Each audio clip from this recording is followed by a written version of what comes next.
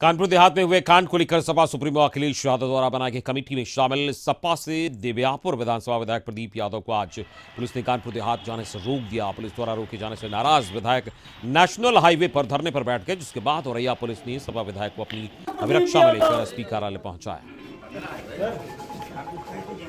रूरा थाना अंतर्गत जो घटना है उससे आप सभी लोग अवगत हैं, तो थोड़ा लॉ एंड ऑर्डर की स्थिति है। अनुरोध किया गया विधायक जी से, तो वो स्वयं ही रुक गए थे, तो बैठा के बातचीत की गई है।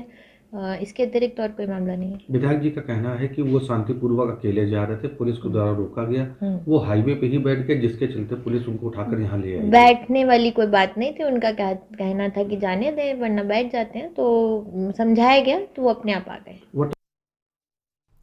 वहीं हाथ में खिलौना बुलडोजर लेकर कानपुर देहात जा रहे विधायक अमिताभ वाजपेयी को भी कानपुर पुलिस ने बॉर्डर पर रोक दिया। हमको गहरा नहीं करना।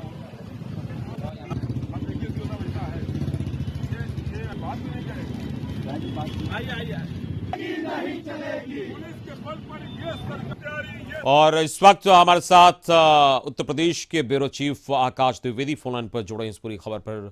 आकाश, ये पूरी जो कानपुर से खबर आई है, निश्चित तौर पर कल ही ये घटना हुई थी और इसको लेकर लगातार सवाल उठ रहे थे और अब हर ओर से कार्रवाई की मांग उठ रही है। राजनीति भी तेज हो गई है और बयानबाजी की बात करें तो अपनी जगह है, लेकिन कार्रवाई की अगर बात करें तो स्पष्ट तौर पर अब तक क्या कार्रवाई इस मामले में हुई है? देखिए अमित जी, एक बहुत मशहूर शायर थे अदम गोंडवी, उनकी एक लाइनें हैं कि तुम्हारी फाइलों में गांवों का मौसम गुलाबी है, मगर ये आंकड़े झूठे और दावा किताबी है। ठीक उसी तरीके से जांच के आश्वासन तो सामने आ जाते हैं, जांच की कार्रवाई शुरू कर दी जाती है। प्रारंभिक तौर पर एसडीएम के ऊपर कार्रवाई हो गई है, लेखपाल के ऊपर कार्रवाई हुई है, एसएचओ के ऊपर कार्रवाई हुई है, लेकिन उन अधिकारियों के ऊपर अभी तक कोई कार्रवाई नहीं हुई है जो इसके लिए सबसे ज्यादा जिम्मेदार है। सबसे ज्यादा अगर जिम्मेदार की बात की जाए तो डीएम कानपुर देहात इसके लिए सबसे ज्यादा जिम्मेदार है, क्योंकि डीएम कानपुर देहात के पास ही मृतका एक दिन पहले ही पहुंची हुई थी अपनी पीड़ा को लेकर कि उसके मकान को इस तरीके से खाली ना कराया जाए। उसके पास रहने के लिए कोई और दूसरा जगह नहीं है, वो इसी झोपड़ी के अंदर रह रही है। इस तरीके की आकाश जी ये जिस तरीके से आप बता भी रहे हैं और ये पहले चीजें सामने आई थी कि ये पीड़िता जो है पहले मुलाकात डीएम से की थी और बावजूद इसके जो अतिक्रमण हटाने अधिकारी पहुंचते हैं वो उन पर आरोप है कि उन्होंने आग लगा दी या फिर संदिग्ध तौर पर आग लग गई, तो ये बड़ा गंभीर मामला है। आखिर सरकार या शासन जो है ये हटाने के लिए अतिक्रमण कहती है, इस तरीके से किसी को परेशान और ये करने के लिए तो नहीं कहती है। देखिए अमित जी, इसमें सबसे पहली बात हम आपको और हमें दर्शकों को ये समझनी होगी कि इस जमीन पर ये परिवार पहले जो है अपना पक्का भवन निर्माण करवा रहा था, जिसको 2 महीने पहले ही प्रशासन की ओर से रोका गया, जिसके बाद ये लोग झोपड़ी बनाकर इसमें रह रहे थे और ठीक 2 दिन पहले ही इनको एक बार फिर से नोटिस दिया गया था कि जमीन को खाली किया जाए। लेकिन ये लोग लगातार ये बात कह रहे थे कि वो निराश्रित हैं, उनके पास रहने की कोई जगह नहीं है। तो ऐसे में प्रशासन को ये करना चाहिए था कि सबसे पहले जो प्रधानमंत्री आवास योजना के तहत तमाम पट्टे दिए जा रहे हैं, मकान दिए जा रहे हैं, उनका लाभ इनको दिया जाना चाहिए था। वहीं दूसरी तरफ अगर आग लगने की बात की जाए तो प्रथम दृष्टया जो वीडियो अभी सामने आया हुआ है, एक वीडियो आया हुआ है, इस वीडियो में ये दिखाया जा रहा है कि मृतिका और उसकी लड़की जो दोनों मतलब इस घटना में आग जलने के बाद उन दोनों की मृत्यु हो चुकी है, वो लोग वीडियो में साफ तौर पर चिल्लाते हुए दिखाई दे रहे हैं कि आग लगा दी है, ये लोग आग लगा दी है। तो इस वीडियो की भी जांच की जा रही है और ये कहा यह जा रहा है कि एसडीएम के आदेश के बाद लेखपाल ने आग लगाई थी, तो इस बात को लेकर अभी जांच चल रही है। चलिए, इस पूरी बातचीत के लिए बहुत बहुत शुक्रिया आपका। आकाश द्विवेदी हमारे ब्यूरो चीफ बता रहे थे उत्तर प्रदेश के कि किस तरीके से ये पूरा मामला सामने आया है और कार्रवाई की बात इसमें जरूर कही जा रही है, लेकिन देखना होगा कि कार्रवाई किस तरीके से होगी, क्योंकि लेखपाल और बाकी जो लोग थे उन पर एफआईआर तो दर्ज हो गई है, लेकिन आश्वासन मिला है। डिप्टी सीएम ने भी जो पीड़ित है उस पर उन्हें आश्वासन दिया है, लेकिन इसमें इस जघन्य मामले में कार्रवाई कब तक होगी और किस तरीके से होगी ये देखना दिलचस्प होगा। बहराइच में 13 साल बाद फिर होगा दस्तार का भव्य कार्यक्रम।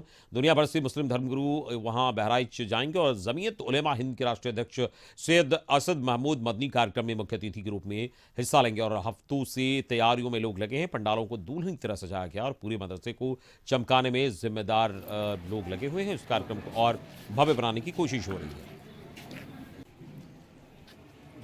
आज़ादी से पहले मदरसा नूरुल उलूम की नींव रखी गई और आज़ादी में भी बड़ा अहम रोल इस मदरसे का रहा है। पिछले कई वर्षों के बाद में लगभग 13 साल बाद आज आने वाली 16 तारीख को फिर से दस्तारबंदी का कार्यक्रम, एक भव्य कार्यक्रम नूरुल उलूम बहराइच में किया जा रहा है, जिसमें दुनिया भर के उलमा इसमें तशरीफ़ ला रहे हैं। और यही नहीं, जमीयत उलमा हिंद के राष्ट्रीय अध्यक्ष असद मदनी और अरशद मदनी भी तशरीफ़ ला रहे हैं। लेकिन इस कार्यक्रम में किस तरह से इंतज़ाम किए जा रहे हैं, कितने लोगों का मजमा आने वाला है, इसकी पूरी जानकारी लेने के लिए हमारे साथ में हाफिज़ सईद साहब मौजूद हैं, जो कि उस पूरे पंडाल के कार्यक्रम की जानकारी देंगे, किस तरह से इंतज़ाम किए जा रहे हैं। हाफिज़ जी, क्या लगता है, इतना बड़ा भव्य कार्यक्रम किया जा रहा है, लाखों का, हज़ारों का मजमा इसमें आने वाला है, बड़े बड़े उलमाओं की बात सामने आई है कि वो तशरीफ़ ला रहे हैं, इसमें क्या लगता है किस तरह से कार्यक्रम किए जा रहे हैं, इंतज़ाम रूपरेखा तय करी जा रही है?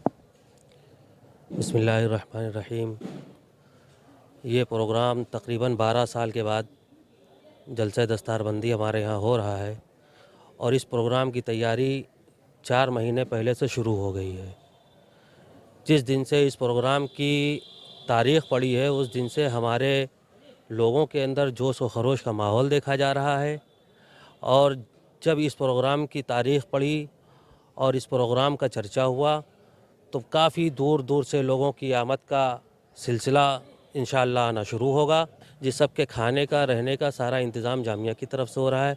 इंशाअल्लाह उसकी तैयारियां भी पूरी मुकम्मल हो चुकी हैं। तो ये थे हमारे साथ में हाफिज़ सईद जी, जिन्होंने पूरा विवरण बताया किस तरह से इंतज़ाम किए जा रहे हैं इस भव्य कार्यक्रम को देखते हुए। लगातार 4 महीने से इस इंतज़ाम किए जा रहे हैं इस भव्य कार्यक्रम को भव्य बनाने के लिए। जनपद बलिया के कोने कोने में फाइलेरिया उन्मूलन के तहत लोगों को दवाएं खिलाई जा रही है और आपको बता दें कि जनपद को फाइलेरिया मुक्त बनाने के लिए स्वास्थ्य विभाग पूरी तरह से तैयार है और लगातार लोगों को जागरूक भी किया जा रहा है। लोगों के बीच जाकर टीम अपने सामने दवा खिला रही है और जिला मलेरिया अधिकारी सुनील कुमार यादव ने बताया कि इस बीमारी के दुष्परिणाम को देखते हुए प्रयास किया जा रहा है।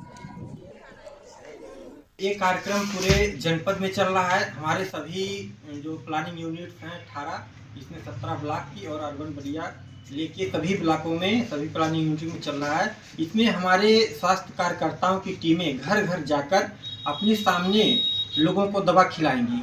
ये दवा 1 साल से छोटे बच्चों, गर्भवती महिलाओं एवं अति गंभीर मरीजों को छोड़कर सभी को टीमों के सामने ही कुछ खाना खा के या नाश्ता करके खाना है। और बात सीतापुर की, जहां थाना रामकोट इलाके के ग्राम कटैया में एक बार फिर बाबा का बुलडोजर चला एक आटा चक्की पर, जिसके एवज में पीड़ित की मां राजेश्वरी देवी ने लेखपाल और प्रशासन पर गंभीर आरोप लगाए हैं और कहा है कि मेरे ही परिवार के 2 लोगों ने पैसे देकर रंजिश के चलते आटा चक्की को तोड़वाया है। और महिला ने कहा कि मेरे 3 बेटे हैं, जिसमें से 2 आर्मी में हैं और मेरा ये बेटा विनीत कुमार वर्मा जो कि कैंसर से पीड़ित है, जिसे आर्मी में रहने वाले दोनों बेटों ने पैसा लाकर इस कारखाने को शुरू कराया था और ये अब इस पर कार्रवाई की जा रही है।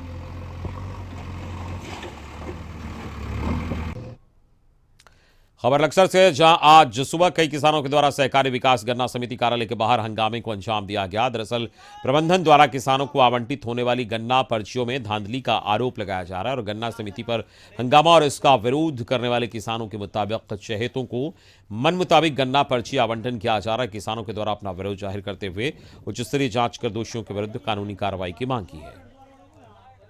ये जो नहीं सही होने का तो हम धरना प्रदर्शन करेंगे ही बैठ कर। ये तो बहुत तगड़ा घोटाला पर्चियों का था। हमें एक पर्ची पर रोज तड़फना पड़ रहा है। इन्होंने 8वां कॉलम जो दिया, 7वें का 8वां, इन्होंने 4-5 दिन हुए देतो वो पर्ची काट दी सारी।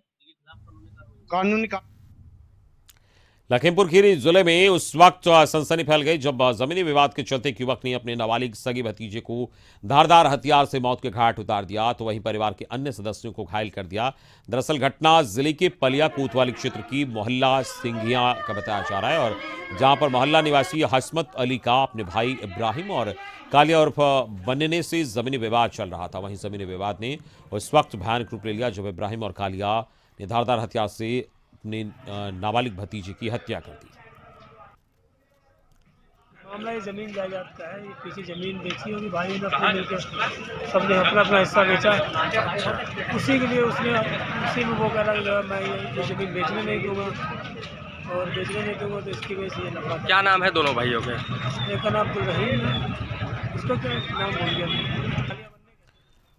रायबरेली के विकास भवन में बने सूचना विभाग के कार्यालय और जिला प्रमोशन कार्यालय की हालत देखकर अंदाजा लगाया जा सकता है कि अगर सरकारी कार्यालयों की हालत इस तरह है तो और जगह क्या होगा। तस्वीरों में आप साफ देख सकते हैं कि सीवर लाइन का पानी ऑफिस के मुख्य द्वार से होते हुए ऑफिस के अंदर जा रहा है। लगातार सीडीओ के संज्ञान में समस्या को बताने के बावजूद भी महीने भर से नारकीय जीवन जीने को मजबूर है। जिला सूचना विभाग ने इसको लेकर कार्रवाई की बात कही है।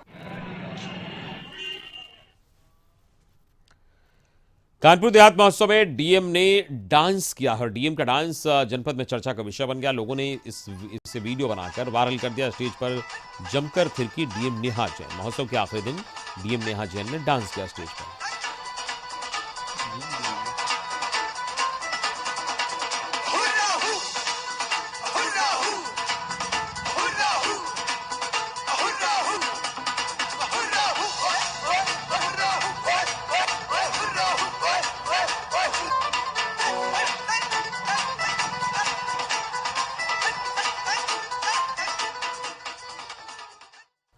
और कानपुर देहात डीएम के बाद कानपुर देहात के एसपी साहब की भी प्रतिभा वायरल हुई और उनकी भी प्रतिभा देखने को मिली और उन्होंने गाने गाकर लोगों को झूमने पर मजबूर कर दिया।